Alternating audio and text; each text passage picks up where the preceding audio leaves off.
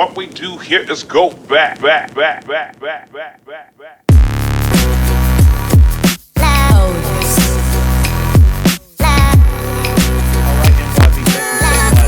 On the Minding Your Business podcast, entrepreneurship, real estate, trending news. There's no business like minding your own. And we're excited here for episode number 132. Yeah. I know everybody's clapping. Everybody's excited. We're marching right along, bringing you the very best of people from a myriad of industries to talk to you guys here in NYB community and provide you great insight. As you know, that's what we've been doing for now almost 3 years. Make sure you share this podcast with friends, with enemies, and all the such. TheNYBpodcast.com, and of course available wherever you get your pods. And again, I'm your host, Champ Ron. But we're not here to hear a whole bunch from me today. I've got a very special guest that's joining us, Mr. Aaron Fragnito in New Jersey. Aaron is the co-founder of People's Capital Group there in New Jersey, and he's the host of the New Jersey Real Estate Network. And so we want to hear from him in terms of the great things that he's doing. But before we get to that, we want to learn a little bit about Aaron. We want to learn a little bit about his background and a little bit how he got to where he is. So, Aaron, thank you so much for joining here on the Minding Your Business podcast. Thanks, Ron. Happy to be here, champ. Yep. I love it, man. Yeah. So let's get right into it, man. I appreciate you taking the time out. I know you're busy. You just came off a really interesting call that you had to make, and that's part of the business ownership, entrepreneurial life, and real estate. Oh, yeah. And so, again, appreciate you taking time. Let's dig right in, Aaron. So tell us, who is Aaron Fragnito? How did you get your start? We all have a story. So what's yours? Sure. Well, I had a little landscaping business getting started as a teenager called Fragnito Brothers Landscaping. My brothers and I cut the lawns locally and it got stung with the real estate bug at a young age and grew that little business into something that made me a good amount of change through high school and college. I also developed a little painting business. I did an internship called College Works Painting, where kind of was a bit of a pyramid scheme, but I learned how to work for free, and right. How to kind of get everyone else paid except myself, which is part of being an entrepreneur sometimes. It is. It is. I learned how to sell a product I didn't fully understand, which sometimes is also being part of an entrepreneur. So, that was a good experience. And I majored in entrepreneurship at Rowan University in South Jersey, which was a very cool college major. Left you a bit open-ended, taught you about accounting and what a franchise is and kind of like, management, but didn't really, it's like, okay, that's what entrepreneurship is. Now go, and so you got to learn an industry. You need to have some experience in that industry to really, in my opinion, be successful as an entrepreneur. And that was why I did learn the first half of it, of kind of being a business manager and showing up on time and working for free. So I read Rich Dad Poor Dad when I was a college senior. And I said, wow, this is incredible. The tax code is angled to benefit certain people, and then there's certain people that really get nailed by taxes. And quite basically, Rich Dad Poor Dad teaches that. If you haven't read it, you should read it. Have you read Rich Dad Poor Dad? Yep, I have. Yep, I read it on a couple different occasions, so I'm right there with you. Excellent, right? So everyone in real estate has the same story. It's not a unique story. You read the book, you get turned on, you realize, wait a minute, the tax code, which is the one rule we all have to play by, is aimed to benefit those who pay themselves through assets and through refinance of assets. And real estate is really, there's tons of tax benefits over stocks, bonds, owning your own business, and or getting paid as a W-2 employee. So I recognize, that's real estate's really where it's at. I did have a passion for it. My father owned a condo in like a 300-unit condo complex. I would go there as a kid and help him paint it. And I said, man, I really want to own something like this one day. And it looks so cool to own a complex like that. And then I, figured out a little bit more about it with Rich Dad, Poor Dad, but I didn't really know exactly what I want to do with my life, how to succeed in real estate. So I moved to Steamboat Springs, Colorado for 6 months to taught kids how to ski, got Olympic level ski training. I read David Lendahl. I read Trump University. They made it seem all so easy. You just put down your deposit, you raise some money, bada bing, bada boom, you got a commercial building, right? And right.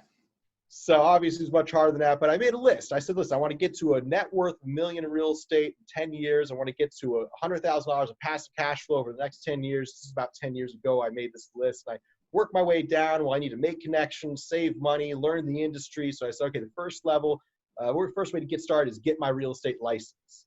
Okay. So I went back home to Jersey in 2010. I got my real estate license and I just hit the ground running. I tried wholesaling as well. We would put signs on telephone poles that say, "We buy houses." You ever see those before? Plenty of them around here. So that used to work like a gold mine, right? Really? Back in Wow. 2010 to 2012, man. Yeah, because I guess people were going through some of the downturn and that sort of thing. So yeah. Yeah, I mean, I would literally list a home and no one would call. Like, just no one would call. Now being a realtor is like shooting fish in a barrel. You put a listing up, the phone just rings off the hook. But basically back then, man, it was really hard to make money. And those We Buy Houses signs did work, though. I ended up learning short sales very well. I ended up using those short sales to get investors interested in buying my properties and using those investors to get more short sale listings. Because when you have the buyers, the sellers want to work with you. And when you have good deals, distressed sellers and distressed properties, the buyers want to work with you. So I started to learn a good little niche there in short sales and worked with a short sale negotiating company and started buying foreclosures with other investors and, earning commissions as the realtor.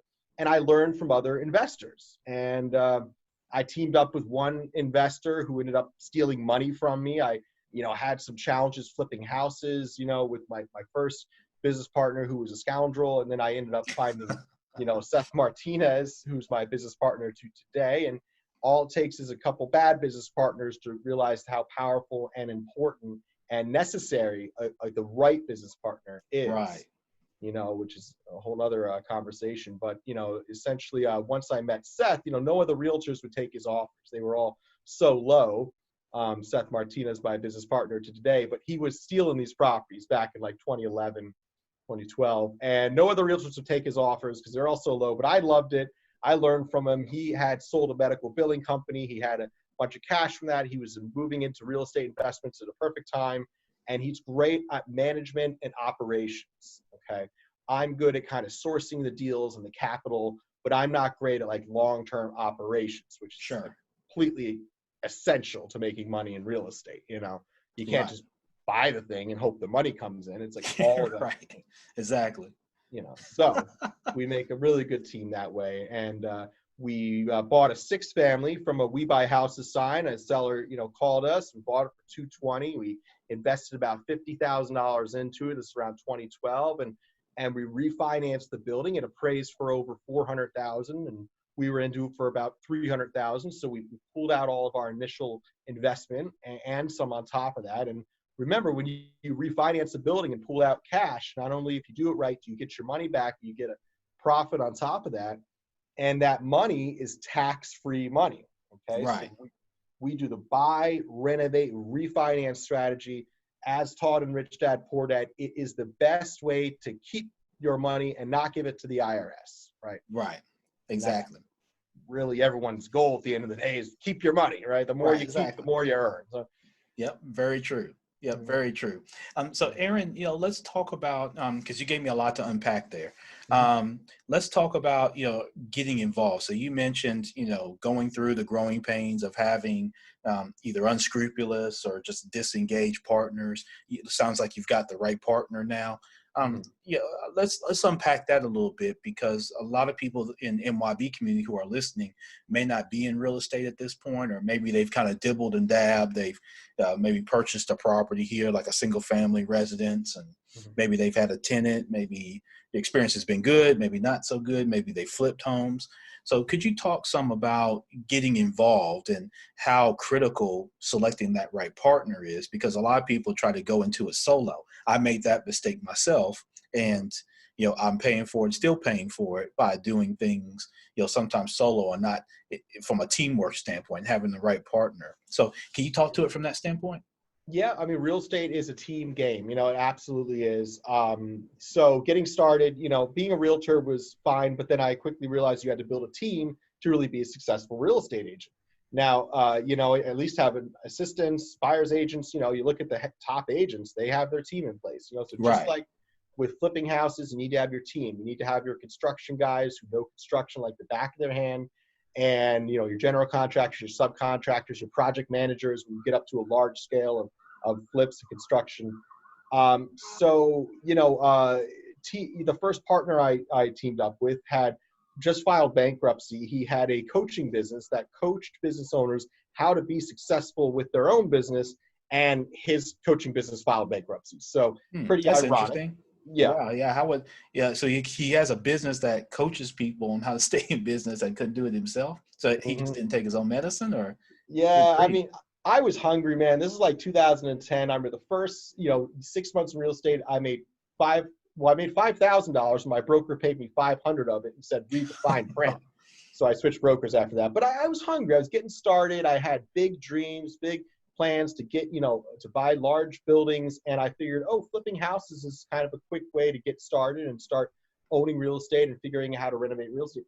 And I was the deal guy, so I had a lot of deals. So this guy loved me because I could bring in the deals. But yeah, I mean, I learned quickly that you don't want to team up with people that have a track record of failure, because you want to team up with winners. Right. Also, you want to team up with people that can bring to the table more, or at least, the very least, equal to what you're bringing to the table. This partner had no credit. He had no money. He couldn't sign any of the documents because he had the bankruptcy going on, just a disaster Yeah. individual. And then he skimmed money off the top, like as soon as he had the chance. Like, didn't even take him more than like a month. Like, as soon as he had the chance, he skimmed money off the top. And his excuse was like, well, I'm working hard. So I just got him out of there. I just quickly let him off the deed and said, get out of here. I have no interest in working with you. I'll Yeah, he's in a tough spot, when he's going through bankruptcy like that, he's in a more of a desperate situation where he's looking to get his hands on whatever cash that he can. And Mhm. sometimes it's a great lesson for you, MYB, with what Aaron's sharing, because when people are in more of a desperate situation, that desperation becomes their motivation.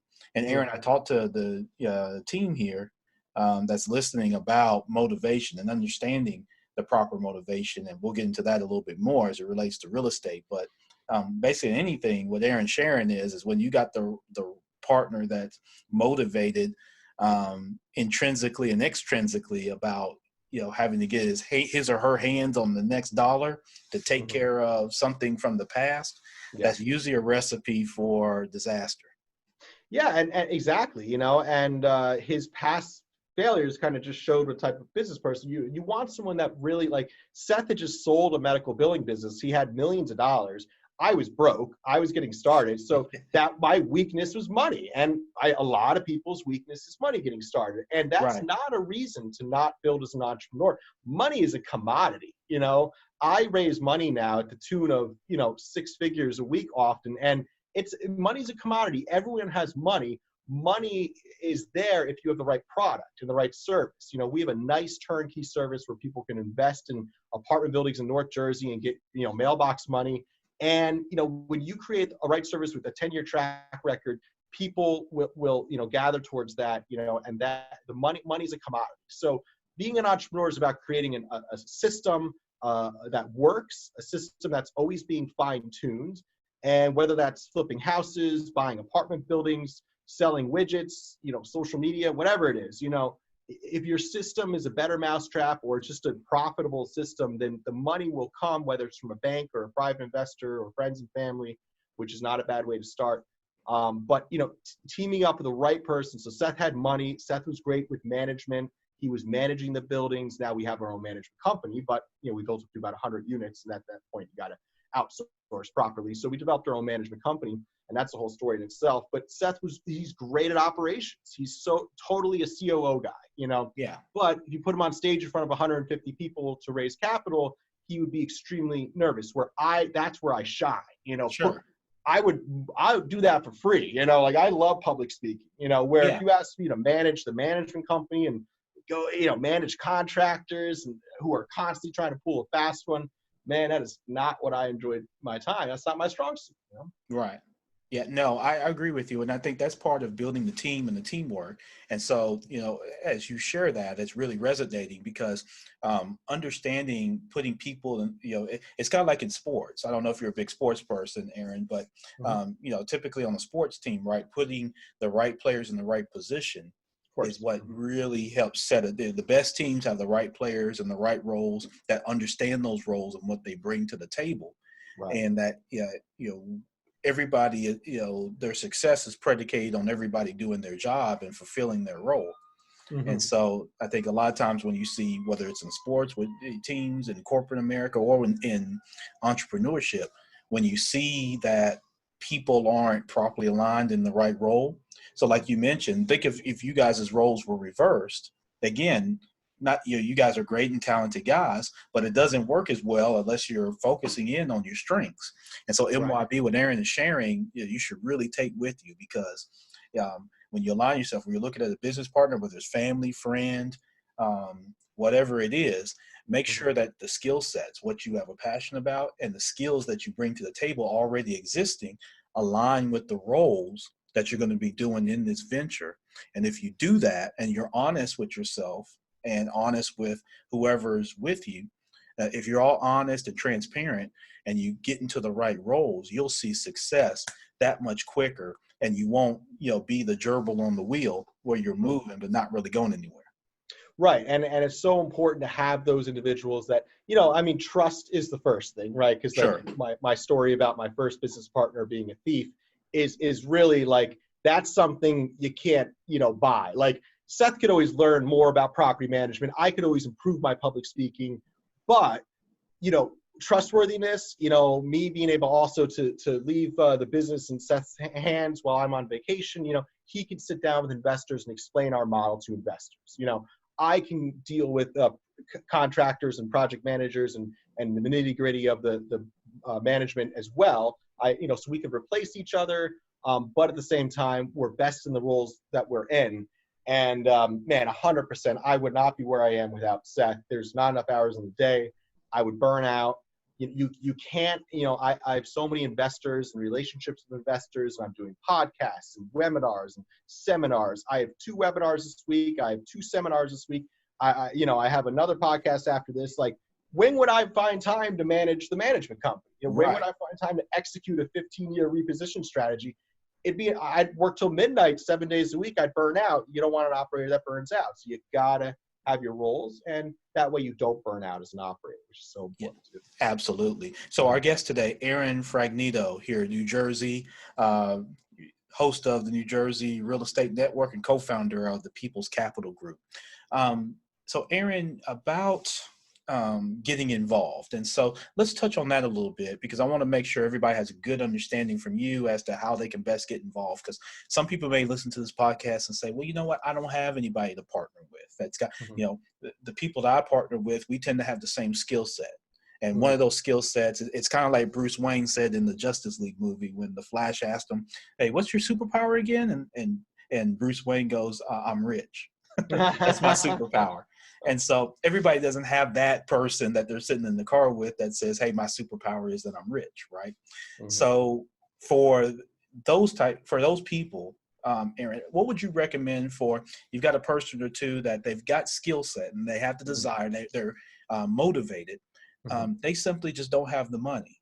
They look at their checking account and they've got, $500 and, 450 of that's already dedicated to something. They may have a few bucks in savings, but then that's all personal money. But they really want to get involved. What would you say to those people? Sure. Well, I was exactly in that position getting started. So I created value by finding the deal. Okay. I also was starting to really learn the markets well. If you ask me what something's worth in this part of Newark, I'll tell you why and how much, And so my value was bringing in a good investment opportunity. And there's a ton of value in that. And instead of earning a 2 or 3% commission like many realtors did, I said, why don't you give me 2 or 3% ownership? In fact, why don't you give me 10% ownership? Because I also have this guy that wants to invest, and he'll bring in 50 and you bring in 50. And, maybe I have another guy that's going to, what I would do also getting started is I would have a family member or a friend, because friends and family members have capital, but you cannot go to them not knowing your stuff, right? Right. You gotta know your stuff. Don't be an idiot. Don't be like, I'm gonna flip houses. Can I borrow 30,000? Can I borrow 100,000? If you don't know your numbers, man, if you don't know your plan, they're never going to give you the money, even when you do have your numbers and your plan together. Because the first time you approach someone, if you come off like an idiot, you're not going to get the money the second time around. So you got to know your stuff. Pick up some books on it.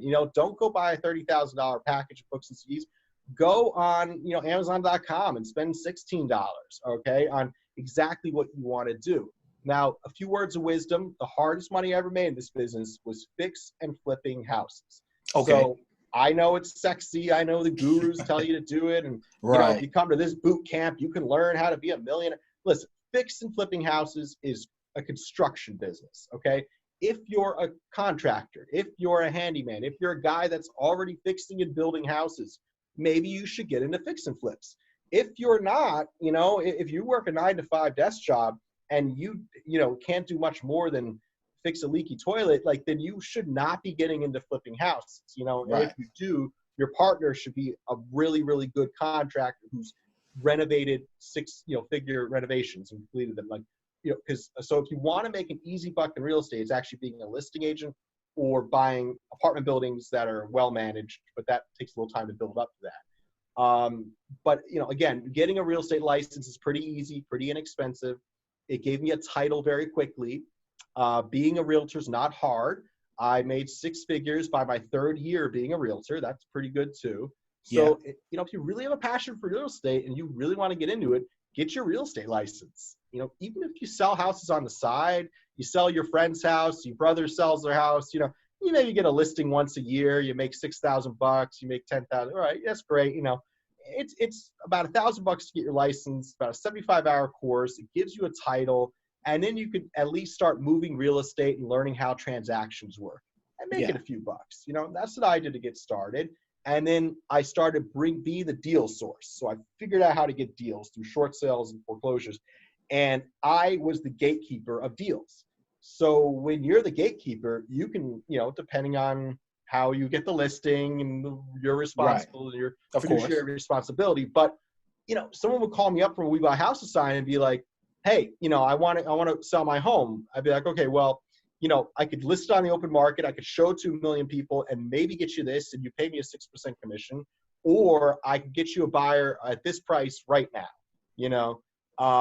and that I would wholesale the property. Okay. Now there's rules and regulations. Like if someone walks into your broker's office and says they want to list your home, you cannot convert them to a wholesale. Yeah. To cut your broker out. That's not, but if someone calls up to your We Buy Houses sign and you have an investment company or a wholesale company, and you can give the seller, if your broker's okay with this, give them the option. I can list your home and I think I can get around this, and there's a commission, you'll net this, and it'll take 8 months, or I can get you this, and in 60 days we can close. You're going to get less, but you're not going to pay commission. No one's going to have to walk through your home as much, and we're basically going to just wrap it up in 1 or 2 months. A lot of sellers want that with fixer-uppers, so I would wholesale those properties, or I would say, all right, Mr. Buyers, I'm doing this one myself, and here's a great deal. And, were some feathers ruffled in the beginning as Aaron converted from being the deal guy to being the guy that also buys deals, which, by the way, that you cherry pick the best deals, and sure. I would, sure, some feathers were ruffled, but I did it the right way. I didn't, if it was a listing, it was a listing. If I had my realtor hat on, I was a realtor. But when you have the off-market deals coming in, and these people don't want to go the realtor process, they want you to wear your investor hat and wholesale it or buy it yourself, then I would go to my other investors who had money because they were investing in real estate. I'd say, hey, buddy, what do you make on a fix and flip? Okay, what do you really make on a fix and flip, right? After you pay the government, okay, you make about 20% on your money. How does 12 sound? You don't have to do anything, okay? And, some liked it, some didn't. Fine, that's sales. And I raised capital. And I said, instead of investing in the building and you doing all the work, invest in me. And I have my team that'll do the work. And we'll split up the profits like this, or you'll get this interest rate, and sometimes they'd be in a first lead position, sometimes it'd be equity owners. But that's, I started as a realtor. I learned the market. I didn't really make much money. I just had the assets, I had the deals, and there's so much value in being the gatekeeper of the deals. Right now, people will team up with you, and just know your stuff though for the next level if you're going to renovate it or you're going to buy and hold it. have the right people in place for that and know your stuff really well. Right. Absolutely. And I think that's the best way to summarize that is know your stuff. And when you're an expert, you know your stuff and you can articulate, you understand the numbers, you understand the risk, and you can articulate the mitigants. I think that goes a long way to building what you said earlier, Aaron, which is the trust and the confidence. Mm-hmm. People do business with people they trust and that they have confidence in, Mm-hmm. right? That they can deliver on what they say they're going to do. And that sort of thing. So it just goes a long way. Talk to us a little bit about wholesaling, because you mentioned a great way to get involved was having your real estate license. But from what I understand, you don't have to have your real estate license to wholesale. I know there's some state laws that vary from state to state, but if someone wanted to get involved from a wholesale standpoint, how would they do that? And kind of describe to us what wholesaling is. Yeah, wholesaling is great. I mean, we did 60 wholesale transactions in 2018 and made over $1 million in wholesale fees. You know, wholesaling is low risk. It's when you put a property under contract and you assign the contract to another investor for a higher price and you keep the money in the middle, the difference as a fee. So I could put a property under contract for $100,000 and you say, hey, Aaron, I would be happy to get that deal for 120. All right, you might put another 50 into it and sell for 300,000. That's great. You're going to take all that risk. You're going to put all that money into it, and 8 months later, you might get money out of it. You might not. Hopefully, the market stays strong. But I'm going to wholesale to you right now. I got it for 100. I'll give it to you for 120. You close in 30 days. I get the 20,000 in the middle. I'm basically putting up no money at all. Maybe it cost me $5,000 in direct mail marketing to get the deal, or maybe I went to the sheriff sale auction and put down 20%, which I get back upon the closing. You know, but I take no risk. I don't actually buy the property. I don't actually have to close on it or raise the money or get insurance or take title. I just assign the paper to you. I sign the contract. You're day trading at that point. I'm trading paper. I'm trading. Yeah, you're day trading real estate at that point. No, yeah, it's the option to purchase the real estate. It's options trading, but it's in real estate. If you do it right, you know what you're doing. You can make millions. But I had a system. I had a staff.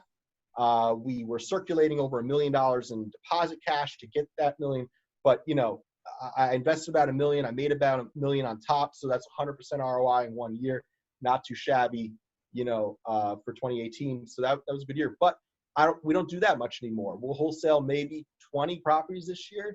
We'll make maybe 300 grand if we're lucky. And that's because the market's changed. It's hard to get sheriff sale deals. It's hard to get motivated sellers on the line. The buyers are still there, but the opportunities like we buy houses billboards. No one calls them anymore because there's so many of them, and yeah. If you want to sell your house right now, you go online. You got your pick of the litter. You pick up the phone. You know, it's easy to sell a house right now. It's a seller's market. I think wholesaling probably works best right now for folks that are more distressed. I would think that people that either they're having trouble from an ownership standpoint, they're having trouble making payments. Maybe like you mentioned about a former partner, they're going through a bankruptcy. Maybe they're having to move quickly because of a job or, I think there's, some kind of distress. They don't want to make repairs. I would think that wholesaling now would probably be more of a distress situation on the seller's end. On the buyer's end, I think it's an opportunity, like you say, to get in as low as possible and maybe get into a neighborhood that they normally wouldn't at a lower price. If you've got a neighborhood where you could maybe get something that could be rented at a really good spread. So for those that are kind of more buy and hold, want to get the residual monthly income, they may be interested to say, hey, like you gave that example, hey, I've got this, you got it for 100. Hey, Ron, I've got this for you at 125. And like you say, you're making that difference. But the buyer on the 125 end knows that he or she can get 175 or 200. And also, they may know that they could rent it to somebody if it's costing them, I don't know, $800 a month. But this is a $2,000 a month, property that could be rented and it's pretty turnkey. That allows them to get involved. So that's kind of where I see kind of what you're describing, but maybe not for the traditional buyer and seller because the market's so hot. I mean, right here in Memphis, some of our suburbs are, you put a house you put a sign in the yard and there's people swoop. It's like a cartoon, people up and they're ready. And in some cases, we've got properties that are selling above par. Mhm, mhm. are above value in some cases, just with the offers and that sort of thing. Right, Um, and the reason for that is because it's a seller's phase two right now. Okay, yeah, so back when I started my career, it was a buyer's phase one, right? It was a buyer's yeah, market. People were motivated to sell. They called up those "We Buy Houses" signs, like the world was ending. So then there's a buyer's phase two, right around 2013, 2014. Okay, the market kind of was getting a little better, and then it started converting into a seller's phase one. Okay, and then that converts into a seller's phase two. So there's four phases of the real estate market. It cycles every 8 to 12 years essentially, and buyers phase one, buyers phase two, sellers phase one, sellers phase two. We are in a seller's phase two right now, so the next logical cycle is back down to a buyer's phase one. We don't really know what that means. The Florida market might be different than the Jersey market, and you got sure. Texas, and you got San Francisco, and but at the end of the day, overall, there'll probably be some correction in values of real estate over the next 2 to 3 years. Okay, that's a pretty, maybe just to stay stagnant for a little while, then it'll grow again or again. So no one really knows. But the bottom line is the best time to wholesale is between a buyer's phase two going into a seller's phase one. Yeah, So play the markets. Don't work against the markets. Work in favor of the markets. Don't be paddling upstream, right? Paddle downstream. So we did very well with wholesaling as it converted into a seller's market. And again, 7-figure years for us there. And that was great. And we flipped a lot of houses then too, because you could buy all these, cheap foreclosures. They were giving them away. The banks had to get all this shadow inventory off their book in 2015 and 2016. And the buyers wanted it. Real estate was hot again. Rates are down, 2016, 2017, super hot market again. So we would be in this one arena where the banks are just giving away the inventory for great, crazy prices because they got way too many of it. And then we bring it to this other arena where there basically be a bunch of buyers that really need fixer-uppers, and they'll pay crazy prices for them because they can't get them. And so, we had our hands in both arenas, and because of that, we were able to wholesale very well in that as that market switched over for a year or two. Now we'll wholesale a fraction of that. We're going to fix and flip maybe 4 houses this year instead of a dozen. Thank God. I'm not a big fan of fix and flips. They're hard as hell. And basically, we're doubling down the apartment buildings. We have lines out the door to lease our units. We focus on the New York City metropolitan market, not in New York City, but around New York City on the Jersey side. And yeah, it's a good place to put your bets right now because people will always need to travel into Manhattan. yeah. Mhm. Absolutely. And are you seeing, as you're speaking of that particular market, are you seeing, because I've seen some reports, I guess, Aaron, of people vacating, obviously the kind of the well, not say 5 boroughs, but mostly Manhattan. They're in New York Mhm. City because there's, Mhm. significant, cost and Sure. expenses and things like that. So are you seeing people kind of migrate outside of New York City to some of the surrounding, areas and that sort of thing? And is that Yeah. creating opportunity for you? 100%, 100% right now. I mean, look at the boroughs. If you want a 2-bedroom in Brooklyn, it's like $3,000 a month, Yeah, not that's including crazy. utility. And that's like a crappy little apartment next to a subway. Like if Right. you want to come live in one of my buildings in Patterson, which gets you to Manhattan in 45 minutes, stainless steel appliances, hardwood floors, 1,100 square feet, how does 1450 sound, with a parking spot. So, I mean, I buy in inner city areas that get you to Manhattan in less than an hour on the Jersey side. New Jersey is a hub of activity. North Jersey itself, like there's so many people living in one area. There's a shortage of housing here. Sure, we have challenges with rent control and high taxes, and people are moving to Florida faster than they're moving in or whatever. Like, you know how many people need to live here? It's because they work in Manhattan. Like the demand to live around Manhattan for somewhat affordable price is sky high, whether there's Sure. a recession or not. Even in hard times, people need to live and work in Manhattan. And they earn a lot up here too. So it's all relative, what you earn, the rents are higher, but people earn more. So Right.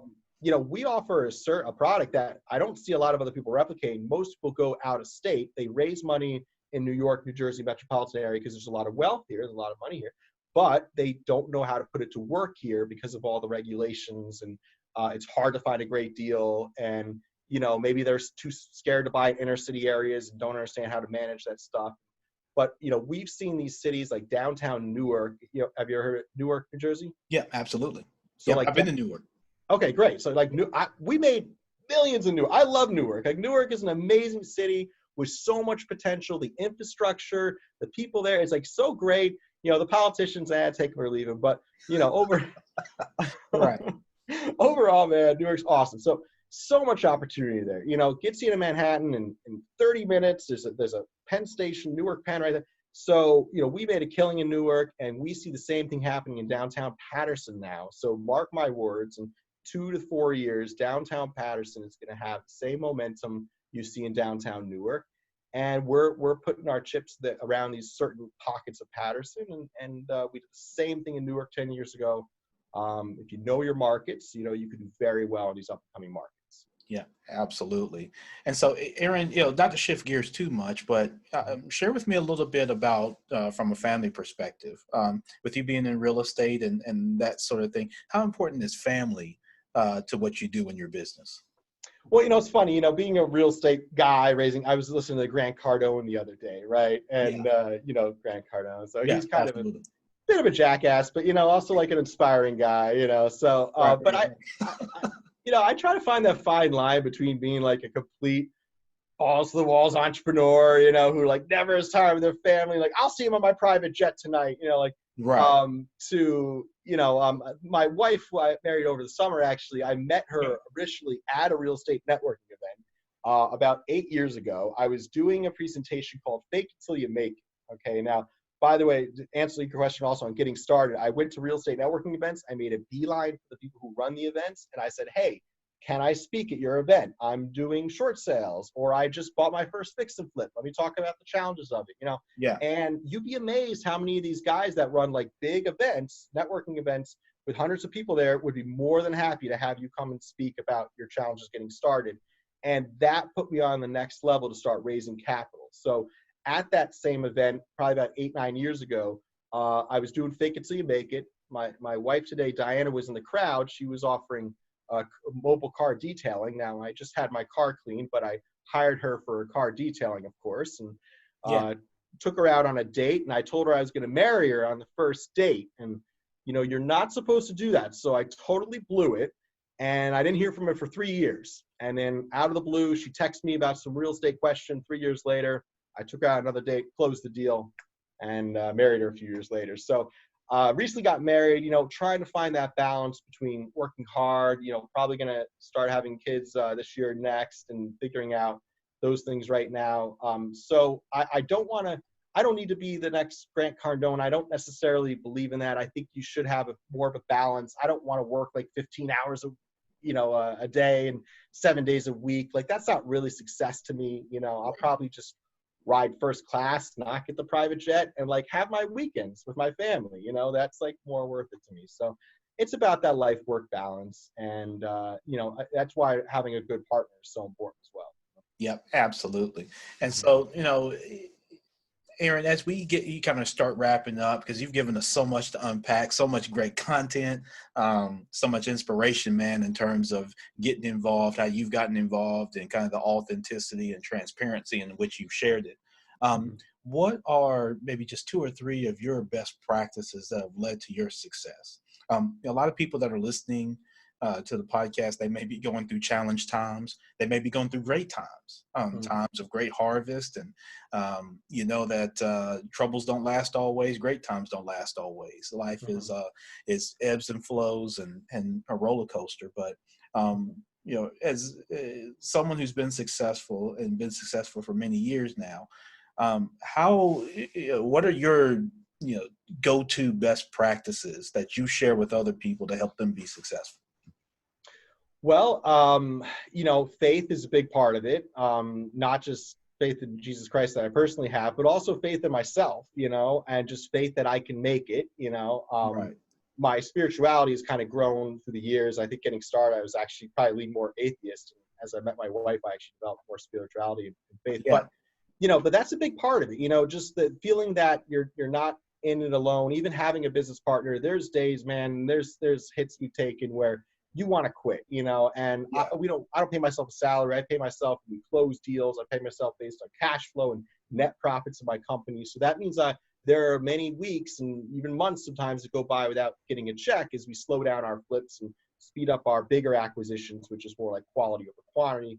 So, but you know, having that faith that you can do what you set out to do, that, you know, there is some type of higher power, whatever you think it is, the universe, you know, has your back, you know, that you Right. were given certain talents, and whether that's being really darn good at, you know, making a spreadsheet, or getting up in front of 100 people and being able to speak from your heart, you know, and execute on a planned public speaking strategy, you know, those are great skill sets, you know, and if you don't have those yet, you can develop them a little more, but we all are given little, you know, seeds of talent that we can develop and grow. You know, my public speaking ability took years and years to develop. My ability to underwrite a 25-unit apartment building and see value in it where others can't, that takes years to develop as well. But they're both completely different talents, but important to my business here. You know, so whatever it is that you're doing, whatever your business is, whether it's real estate or not, I I have faith that I can make it. I have faith that I have the talents to do it. I'm not going to just go out and buy a $30 million building and over leverage myself and make stupid decisions. I'm going to have a strategy, a plan. I'm going to get my butt out of bed every day. I'm going to execute on that plan. The other side of it is, unfortunately, guys, it's a lot of hard work. You know, Yes, it I'm is. not one of those guys that says entrepreneurship's amazing, it's for everyone. It's Right. not. It's not. Entrepreneurship is an acquired taste, man. You know, it's drinking your coffee black. You know, you got to like coffee. You know, I mean, you got to be in this to win it. You know, I mean, Right. there are days, man, I could have made more if I just got a job as a stockbroker or something. Or heck, if I stayed being a realtor, I'd probably like have more actual cash coming in month over month, but I'd be getting nailed on taxes, and my wealth on paper would be not non-existent or much smaller. So Right. I made a conscious decision to build my wealth on paper, develop a tax strategy that isn't going to really get me rich right now, but down the road, it'll help me create wealth, and wealth leads to riches. You know, there's a difference between wealth and rich, right? So essentially, you know, that's my goal. Just have faith in yourself, have faith that you can do what you're trying to do, have a really good plan, and then bust your butt day and night till it's a reality. Yeah. Yeah, and that's about as blunt and as plain as you can make it, you know, in terms of, you know, having faith, whether that's in whatever higher power that you adhere to, Mhm. and then certainly for yourself. And then, you know, like you say, you have to have a strategic plan that's executable, that follows a SMART mantra and that sort of thing. It's got to be measurable, got to be attainable, and all those type of things. And Mhm. then, like Aaron said, you just have to get out there and just start doing. You know, what I found, Aaron, is that in my career, um, I've found that the I've just outlasted some people. I mean, sometimes, Mhm. you know, I'm not always the most talented. You mentioned, just last week I was in Wisconsin speaking to a group of bank compliance officers and Mhm. CRA officers and that sort of thing. And that just came from me just asking, right? Right. I was just Right. available and said, Mhm. hey, I'd love to be able to speak. Hey, we've got this compliance forum. Can you speak at it? Not only did I speak at it, they comped my hotel and that sort of thing. You know, I paid for Nice. my flight, but they comped my hotel. Stayed in Yeah. some great hotels right there Mhm. when the event was going on, Mhm. and they gave me an hour, Mhm. basically on stage to share, you know, the topics that I wanted to share. And so Yeah. that didn't come because I was the smartest or the best of anything. That Mhm. just came from, like you said, I knew my stuff. I had a strategic plan, and I Mhm. executed on it, and I was available. I asked. Mhm. And so much of this is just, you just have to get out there and do it. There's no way to absorb the hits that you may take, or avoid, you know, every single thing that could lead to a mistake, Yeah. because you're going to make mistakes no matter how well prepared you are, no matter how much money you got, no matter Mhm. how great you look doing it. There's Mhm. going to be mistakes that are going to be made. Yeah. But I love what you said about that, because sometimes you know, we've got all these people and there's so much social media, Aaron. And Yeah. so everybody's got this solution, right? And everybody's trying to come up with the hottest take and who can put a Sure. new spin on the mousetrap, like you said. Yeah. Yeah. But at the end of the day, you have to get out of bed. You just have to go for yours, and you can't worry about what somebody's going to say or they're going to do, or whether they're going to like something or not like something. And you're not out to tick people off, but you can't worry about that. You can't worry about, what if for everything and have the analysis paralysis. Sometimes you just have to go and you just have to people are so worried about, what if I mess this up or what if I do this? Mm-hmm. Listen, MYB, just sometimes, like I said, if you're going to wholesale a deal, you're probably going to botch something up on the first couple deals, right? You're probably going to miss this. You're probably going to miss that. Just go do it. You're still ahead of 80% of the people that are still sitting on their rear, waiting for something to happen or posting on social media, thinking that's going to make something happen. And it's not. It's so fun. And so many people are paralyzed by, what success is. They have, social media is such BS, right? I mean, I play the social media game because you got to, but I try not to be one of those guys. It's like, look at me in my fancy car. I drive a Subaru Legacy, for a reason, so at the end of the day, you got to look past all that stuff. And if you are trying to create a brand, you do have to be on social media, but I don't want to be one of those Grant Cardone type of guys. I think modesty goes a long way. The reality is, the Grant Cardones of the world, that's their brand. It's hustle, motivate. By the way, buy my hat that has 10X on it, and more power to them. Don't be a hater, right? Don't ever be a hater. But you really, have to I know one of my friends trying to create a podcast, and she spent, a weekend researching the topic she wanted to do the podcast about and never ended up actually creating the podcast. And I'm totally the other way on my podcast. I literally write down a topic on this notepad right here, and I write down about 3 or 4 notes, and I can just talk for about 20 minutes, and that's my podcast, And now I've been in this business for over 10 years, so a lot of the stuff I can just shoot off the top of my head, really in-depth stuff on it. But other things, I'm just kind of going on, telling some stories about some things I've done, and it's a little sloppy and it's fun, and it probably, some of it could be cleaned up a little bit, but man, I don't care. I'm just making the content. I put it out every single week at the same date and time. It's interesting. It's in depth. Some of it applies to what, this investor wants to learn or that investor wants to learn. I hear what my people want to learn about, and I talk about it. So, man, it's about, in that case, quantity over quality, which business isn't always about that. But in my opinion, with social media, just get the content out there. Content.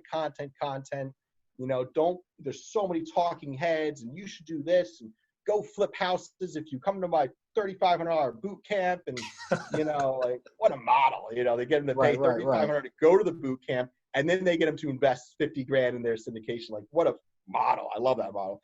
We don't do that model. I do free seminars. I do free webinars. I don't sell you a book. I don't sell you a CD. I say, here's the building we're buying. You can invest this amount to this amount, and you'll make these projected returns. And, sell one thing, know what you're selling, and be darn good at it, and then execute on that product or service. There it is, Aaron. Aaron Fragnito, today's guest here on episode 132 of the Minding Your Business podcast. Aaron, finally, how can people get in touch with you? If someone's hearing this podcast and they say, hey, this is a guy I want to align myself with, I want to learn more about People's Capital Group, I'd like to be able to get involved. Hey, maybe they're interested in investing and they've got some excess capital and they'd like to get involved. How can they get in touch with you? Sure. So go to peoplescapitalgroup.com. That's our website. And we have something called the Learn and Earn program, which I think a lot of your listeners would be interested in. That's where they get all of our spreadsheets and our contracts and the documents and spreadsheets we use to run our company and analyze buildings and make offers on buildings and close on them. And that's all of our documents and spreadsheets and editable forms that we give to our investors. And, they earn as well, just like all of our other investors. So we call that the Learn and Earn. But we buy a new apartment building every 4 months, so 3 months here in New Jersey. We have our own management company in-house. So we work with tons of passive investors that get all the benefits of these apartment buildings, like cash flow and tax appreciation and big lump sums upon the refinance. And to qualify for that, you want to go to peoplescapitalgroup.com, and you can sign up. You can qualify for an upcoming investment. Once you're qualified, we'll talk to you more about the next steps. Or if you're local, come to an event. We have them here in Berkeley Heights, New Jersey. I have one coming up this week on Friday. We have a meetup group called New Jersey Real Estate Network. We have webinars, we have seminars, we have tons of information out there. So that's on meetup.com. That's New Jersey Real Estate Network. And my podcast is People's Capital Group, found on YouTube, or the Passive Cash Flow Podcast is what it's called, the Passive Cash Flow Podcast. Yep. Excellent. Thank you so much, Aaron. MYB, I encourage you to connect with Aaron via that way. That is peoplescapitalgroup.com. Check out the podcast. Check out all the great content that Aaron's putting out. Listen, Aaron, thank you so much for taking the time out. Definitely best wishes and positive vibes to you and your family, as well as your business and your business partners. I love to remain connected. And if you ever make your way down here to Memphis, man, I got you on some barbecue. Oh, sounds good to me, champ. Absolutely. I'll let you know. Dig that, Aaron. Listen, man, have a great rest of your day. Much success, and we'll talk again soon. Thank you, Ron. Okay, man. All right. Awesome. Awesome. Awesome. Awesome. All right. So, Good stuff. all right.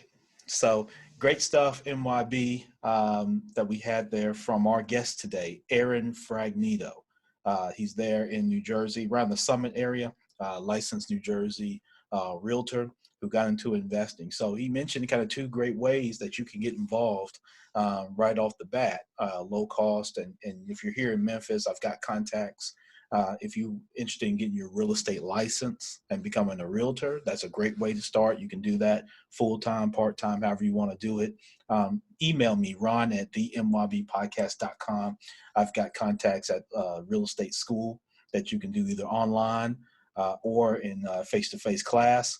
I'd love to be able to connect you with that particular resource if you're interested. Also, if maybe you want to do that or something else in conjunction, you can wholesale. And you can get into the wholesale. And Aaron was great at explaining the wholesale business. So anyway, some great content for you. Listen, I'm going to get out of here. I'm going to check you out for episode 133. That'll be coming up next. But this is a closeout for 132. Champ Ron, the Minding Your Business podcast, entrepreneurship, real estate, trending news. There's no business like minding your own. Thank you so much. Make sure you share this podcast with friends, family, enemies, whoever they may be.